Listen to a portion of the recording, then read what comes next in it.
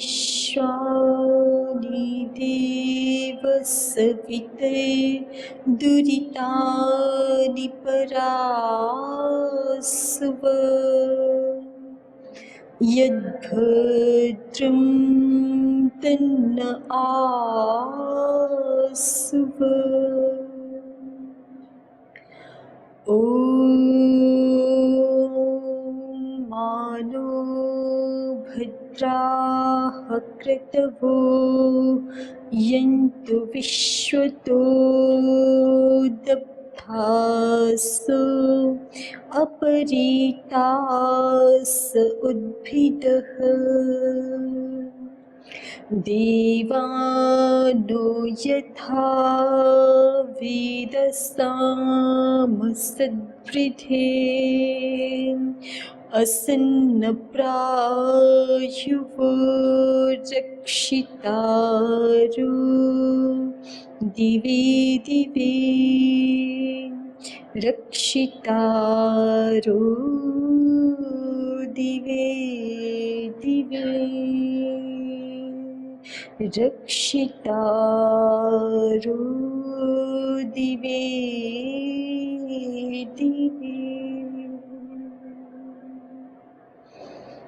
ओम हरीश्वर। व्यवहार भानु के माध्यम से हम विद्यार्थियों के क्या गुण दोष होते हैं, आचार्यों को विद्यार्थियों के साथ किस प्रकार का व्यवहार करके उनको विद्या में सुदीक्षित करना चाहिए, इस प्रसंग को देख रहे हैं। इस क्रम में हमने गत कक्षा में देखा कि एक प्रश्न के माध्यम से कि विद्या प्राप्ति के उपाय क्या हैं। तो महर्षि पतंजलि जी के भाव का यहाँ विस्तार करते हुए महर्षि दयानंद जी सरस्वती जी ने कहा है कि चतुर्भिः प्रकारैर्विद्या उपयुक्ता भवति। आगमकालेन, स्वाध्यायकालेन, प्रवचनकालेन, व्यवहारकालेन च। 4 प्रकार से विद्या पूर्णतः अधिगत होती है। 4 सोपान क्रमों में से विद्या का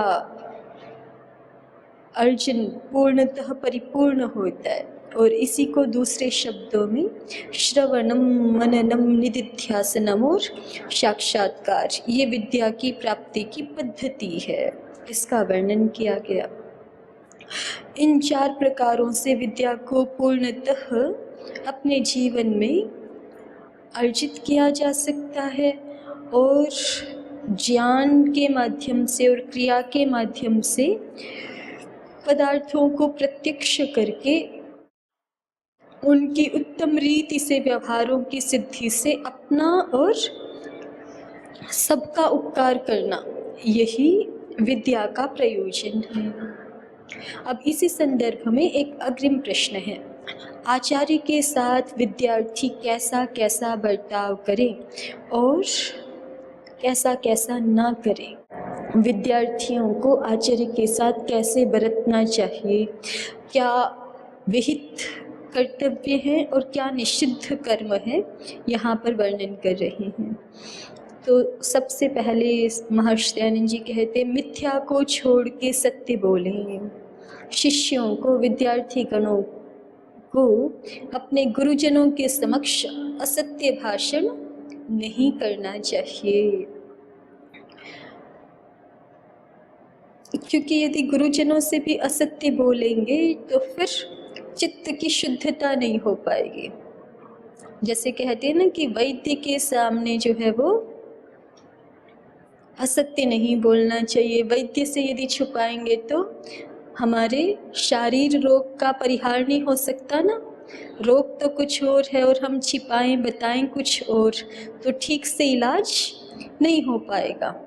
ठीक इसी तरह से, और इसी तरह से राजा जो है वो अपना दोष यदि मंत्री से भी छुपाए, उसको भी ना बताए, मंत्री को भी अपनी ठीक ठीक स्थिति का परिज्ञान ना कराए, तो मंत्री वहाँ पर उसको ठीक मंत्रणा प्रदान नहीं कर सकेगा। यदि उसको अपनी कमियां पता होंगी अपने राज्य की, अपने राजा की, तो फिर भी वो उस स्थान पे कुछ उचित परिहार कर सकता है, कुछ उचित युक्ति का, बुद्धि का प्रयोग करके अपनी विजय का कुछ उपाय कर सकता है। लेकिन यदि मंत्री को भी राजा की यथास्थिति का ज्ञान ना हो, तो फिर मंत्री भी वहाँ पर सहायता नहीं कर सकता।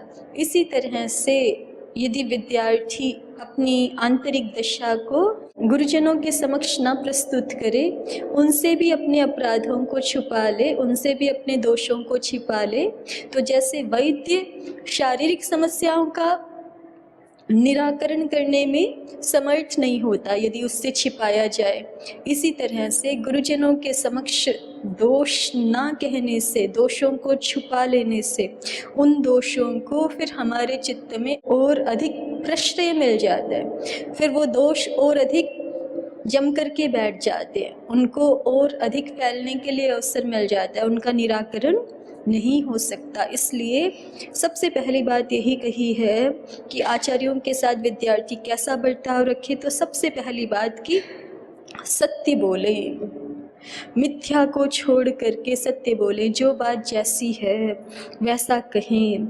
तो इस तरह से गुरुजनों के समक्ष सत्य व्यवहार करने से हमारे जीवन में दोषों की संभावना न्यूनतम होती जाती है, क्योंकि हमें पता है जब पूछेंगे तो सत्य बताना है, और सत्य बताना है तो फिर हम जो है कोई गलती करके उसको तो दोष को बताना नहीं चाहते, अपने को दोषी नहीं मानना चाहते ना, तो फिर प्रवृत्ति ऐसी निर्मित हो जाती कि नहीं भाई बताना रहेगा हमें तो, और बताना है सत्य ही बताना है, झूठ तो बोलना नहीं है, तो इसलिए गड़बड़ करनी भी नहीं है, क्योंकि झूठ बोलने से फिर झूठ तो सबसे बड़ा पातक है।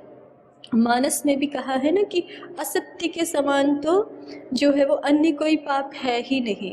एक पातकों की राशि इकट्ठी कर दी जाए एक तरफ, दूसरे और एक तरफ असत्य हो, तो असत्य ही सब पर भारी पड़ जाता है। तो इसलिए सबसे पहला हमारा प्रयास होना चाहिए कि हम असत्य से सत्य की ओर चलें। हम रोज प्रार्थना भी करते हैं, असतो मा सद्गमय। तो जब हमारे जीवन में स्थूल रूप में ये प्रवृत्ति होती है कि हमें असत्य का त्याग करके सत्य को ग्रहण करना है, तो फिर सूक्ष्म सूक्ष्म बातों की तरफ भी जहाँ हमें असत्य को छोड़ करके सत्य को ग्रहण करना होता है, उसकी तरफ हमारी दृष्टि जा सकती है। यदि हमारे स्थूल अभ्यास में ऐसा नहीं है कि हम सत्य का पालन करें, तो फिर सूक्ष्म बातों की ओर तो हमारी दृष्टि, हमारा ध्यान आकृष्ट होगा ही नहीं। इसलिए विद्यार्थी को सबसे पहले ये कहा गया कि जब आचार्य के प्रति कोई भी व्यवहार करें, तो सबसे पहला ध्यान इस बात की ओर होना चाहिए कि हम असत्य भाषण नहीं करेंगे, मिथ्या को छोड़ करके सत्य बोलें। फिर उसके आगे दूसरी बात कहते हैं सरल रहें। सरल का विपरीत क्या होता है? सरल का विपरीत होता है कपट, दुराव, बाहर से कुछ होना, भीतर से कुछ होना, है ना। तो ऐसा ना रखें। आचार्य के समक्ष जब कोई भी बात प्रस्तुत करें, आचार्य के समक्ष कोई भी व्यवहार रखें, तो सरल भाव से रखें, उसमें कोई भी लुकाव छिपाव दुराव ना रखें। जैसा भीतर हो हमारे, वैसा ही हम बाहर प्रस्तुत कर दें, क्योंकि जैसा भीतर रहेगा वैसे बाहर रहेगा, तो फिर दोषों का परिमार्जन, परिशोधन होने की संभावना बढ़ जाती है। और यदि हमारे हृदय की आंतरिक स्थिति कुछ और है और हम अपने आप को प्रस्तुत किसी और रूप में करते हैं, तो फिर जीवन में दोष बने रह जाते हैं। इसलिए सरल रहें, अभिमानी ना रहें। सरल का दूसरा अर्थ आगे वही लिख रहे हैं, सरल रहें, अभिमान न करें। सरल रहें, रिजु रहें, सबको, सब प्राणियों को एक समान दृष्टि से समझें कि जैसे हम हैं, हमारा सुख दुख है, वैसा ही सबका भी सुख दुख है। आत्म उपमीन सर्वत्र, अपने आत्मा की तुल्यता से सबको देखें। जैसे हमारा कोई अपमान करता है तो हमें बुरा लगता है, या कोई हमें दुख पहुंचाता है तो हमें बुरा लगता है। इसी तरह से हम सर्वत्र विचार करें, सब प्राणियों के प्रति ऐसा ही विचार करें कि हम किसी को भी छोटा ना समझें। किसी को कोई छोटा होता भी नहीं है, ये तो हमारी दृष्टि की ही न्यूनता है कि हम किसी को अपने से कम समझते हैं। हमसे कम कोई भी नहीं है। सभी प्राणियों का आत्मा, जीवात्मा सबका एक समान ही है। उसके सुख दुख सबके एक समान ही होते। सबको सुख प्राप्त होता है किन्हीं अनुकूल स्थितियों में, सबको दुख प्राप्त होता है प्रतिकूल स्थितियों में। इसलिए किसी को छोटा बड़ा समझना और किसी भी कारण से अभिमान करना, किसी भी अभिमान बहुत सूक्ष्म दोष है, अति सूक्ष्म दोष है। किसी भी चीज़ का अभिमान हो सकता है और वो हमें पता भी ना चले, ऐसा भी हो सकता है। सामान्य रूप से तो अभिमान होते ही, हमने पहले भी चर्चा की, व्यक्ति को रूप का अभिमान होता है।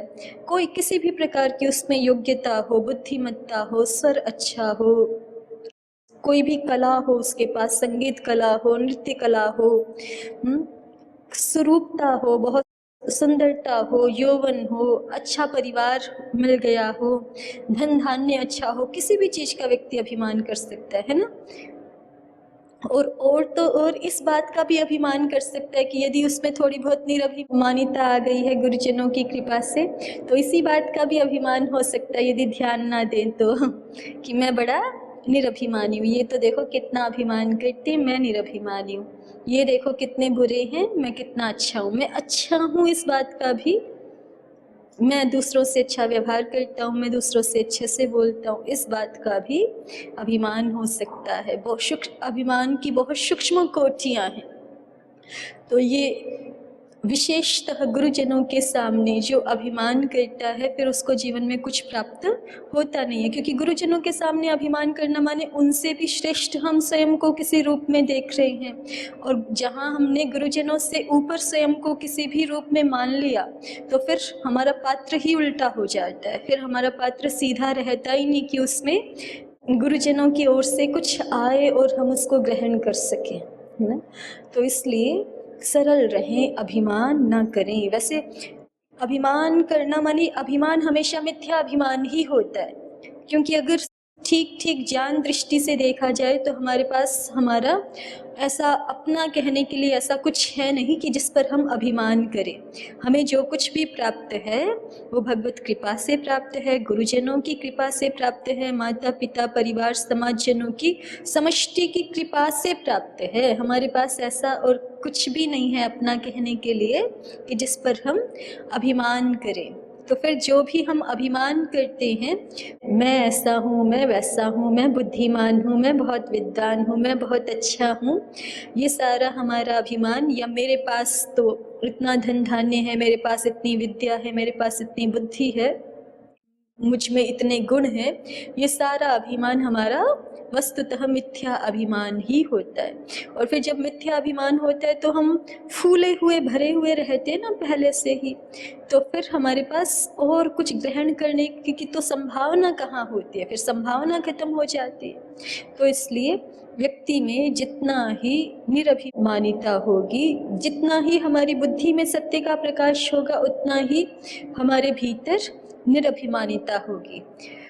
कुछ भी निरभिमानिता किसी भी अंश में है तो वो भगवत कृपा से ही होती है। अन्यथा असत्य का, ज्ञान का इतना बड़ा आवरण होता है कि कुछ भी ना जानते हुए, सर्वथा अज्ञानी होते हुए भी हम स्वयं को बहुत कुछ हम जानते हैं ऐसा समझ लेते हैं। और फिर अंधेन नियमानाः यथा अंधाः, उपनिषदकार कहते हैं कि जानते कुछ भी नहीं है, पुनरपि पंडितम मन्यमानाः, अपने आप को बहुत बड़ा ऐसा पंडित विद्वान ऐसा समझने लग जाते हैं। और फिर स्वयं के जीवन में कुछ भी उत्तम घटित ना होते हुए भी फिर दूसरों को भी वैसे ही बताने लग जाते हैं, उपदेश करने लग जाते हैं।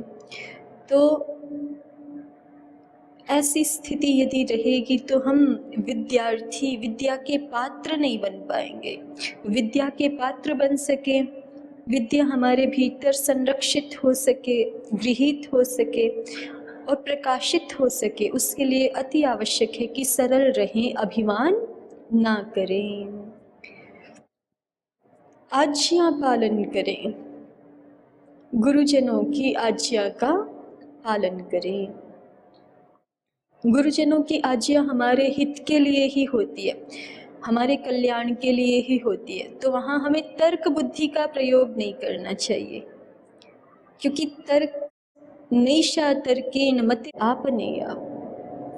जब हम तर्क का प्रयोग करने लग जाते और तर्क बुद्धि से देखने लग जाते हैं तो फिर, क्योंकि हमें देखना तो आता नहीं रहता ठीक से और अपनी बुद्धि को हम बहुत सबसे ऊपर मानते हैं संसार में, उसी से सारे संसार का अवलोकन करना चाहते हैं, तो हर जगह हम जो है वो, जैसी हमारी भीतर सृष्टि होती है वैसी हमारी दृष्टि होती है, तो हमारे भीतर बहुत सारे दोष उपस्थित है, इसलिए हमें सब जगह भी दोष ही दिखते हैं।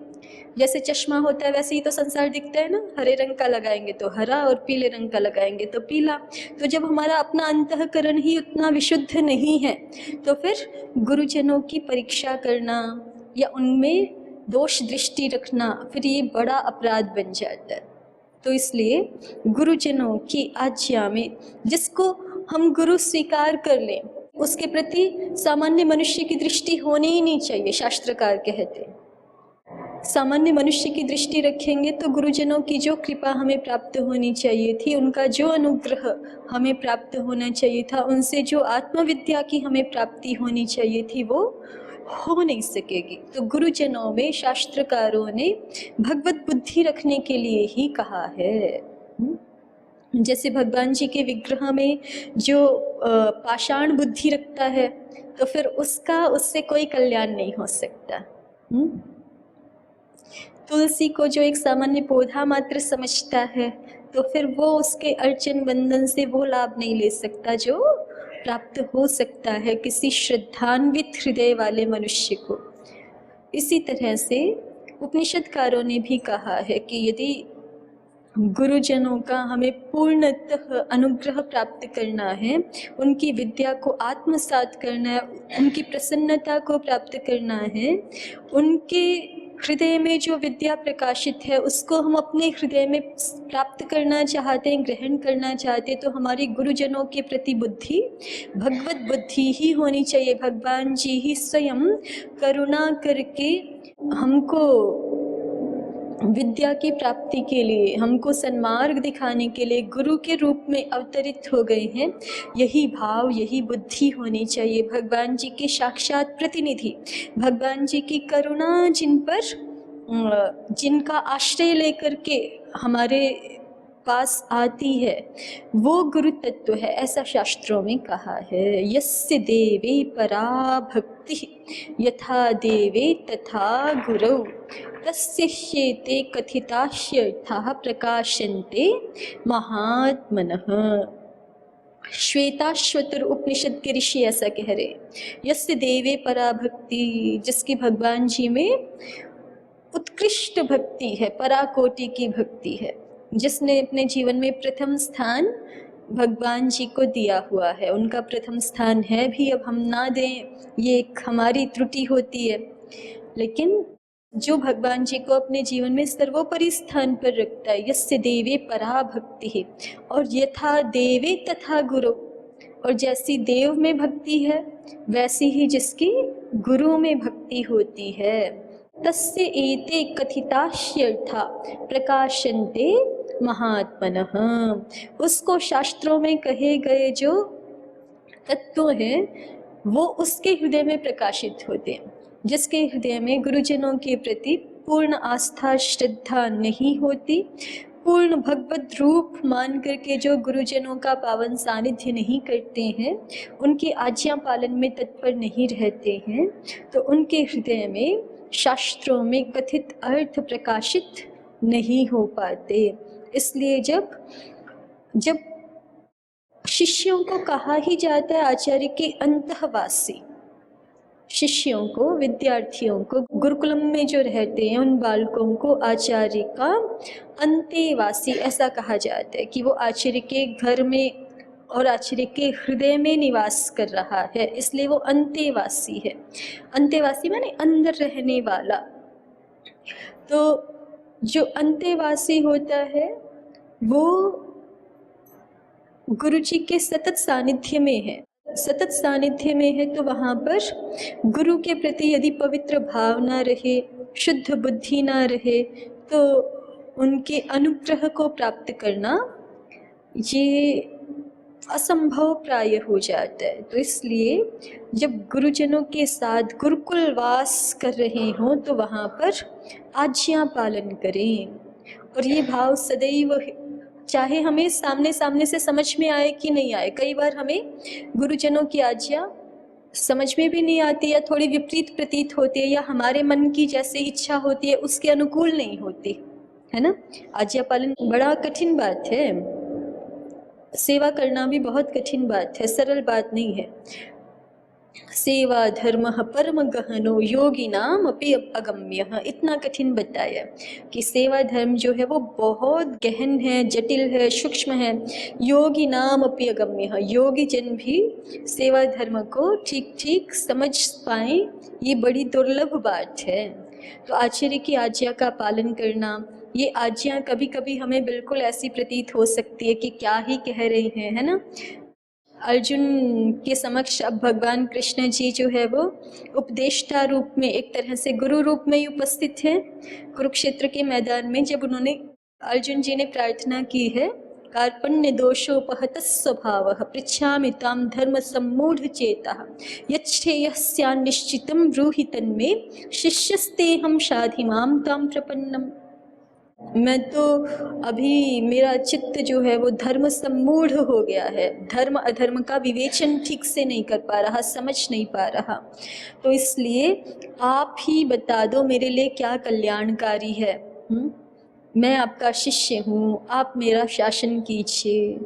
इस प्रार्थना के बाद जब भगवान श्री कृष्ण ने बता दिया है कि लड़ो, है ना, युद्धस्व विगतज्वर, तो फिर भी गुरुजनों की तो एक तरह से आज्ञा हो गई कि लड़ो। और वहाँ पे अर्जुन जी समझ नहीं पा रहे हैं कि इतने घोर कर्म में जो है आप मुझको, इतने कठिन क्रूर कर्म में आप मुझको प्रेरित कर रहे हो, समझ नहीं आ रहा। तो कई बार ऐसे हो सकता है कि गुरुजनों की जो आज्ञा है वो हमारे मन के अनुकूल, मन की स्थिति के अनुकूल होती नहीं है, समझ में नहीं आती सीधी सीधी, लेकिन उसके पीछे अभिप्राय उनका हित का ही होता है। यदि ये हमारी श्रद्धा हो तो वहाँ हम बच जाते, सुरक्षित हो जाते, और नहीं तो फिर हमें ऐसे लगता है कि ये थोड़े ठीक है, ये ऐसे ही कहते रहते हैं, ये तो कुछ भी करते रहते हैं। तो फिर वहाँ पर जहाँ श्रद्धा भंग होती है वहाँ पर फिर आगे का क्रम टूट जाता है, आगे का जो विद्यागम का क्रम होता है वो भंग हो जाता है। तो इसलिए श्रद्धा ही जननी व कल्याणी योगिनम पाति, ये भाष्यकार महर्षि व्यास जी का वचन है। और ये योगियों के लिए नहीं, सभी के लिए एक समान ही है। श्रद्धा ही जननी व कल्याणी योगिनम पाति। श्रद्धा हमारे जीवन में जैसे माता हमारे लिए कल्याणकारिणी होती है ना हर प्रकार से, वैसे ही श्रद्धा हमारा कल्याण करने वाली होती है, हमेशा हमारा संरक्षण करने वाली होती है। तो इसलिए श्रद्धा पूर्वक गुरुजनों की आज्ञा का पालन। और हमारे शास्त्र, हमारे इतिहास शास्त्र, पुराण आदि शास्त्र इस प्रकार के दृष्टांतों से भरे हुए हैं कि जहाँ शिष्यों ने गुरुजनों की आज्ञा का पालन किया और उससे अत्युत्तम उत्कृष्ट फलों को प्राप्त किया। भले ही वो आज्ञा सामने से कैसी भी प्रतीत हो रही थी, लेकिन आज्ञा पालन किया है तो उससे उनके जीवन में उनको श्रेयस की, कल्याण की ही प्राप्ति हुई है।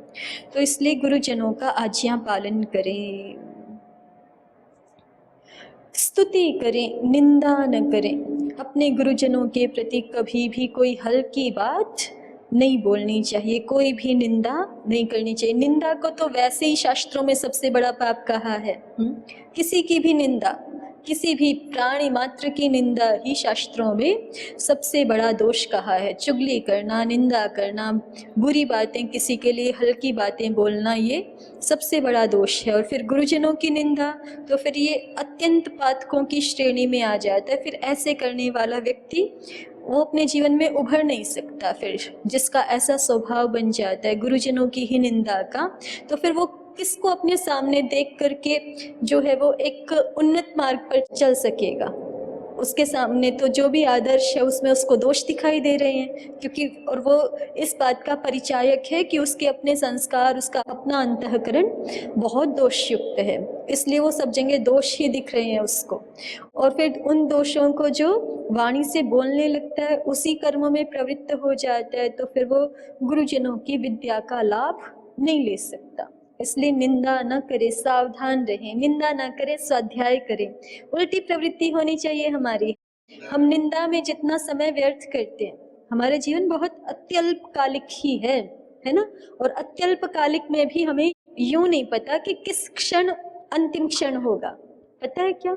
ऐसे तो 100 वर्ष का जीवन होता है, लेकिन कौन सा संयोग कब बन जाएगा और हमारा समय पूरा हो जाएगा, ये संसार में किसी को भी नहीं पता। चाहे कोई कितना ही आरोग्य युक्त हो, चाहे कोई कितना ही नवयुवावस्था में हो, लोग नहीं जो है वो खत्म हो जाते युवावस्था में भी तो हो जाते हैं ना। चाहे कोई कितना ही स्वस्थ हो, तभी भी कोई दुर्घटना हो सकती, कभी भी कुछ भी हो सकता है। तो अत्यल्पकालिक तो जीवन, उसमें भी ये नहीं पता कि जो है वो कब पूरा हो जाएगा। तो हमें तो प्रतिक्षण अति सावधान रहना चाहिए।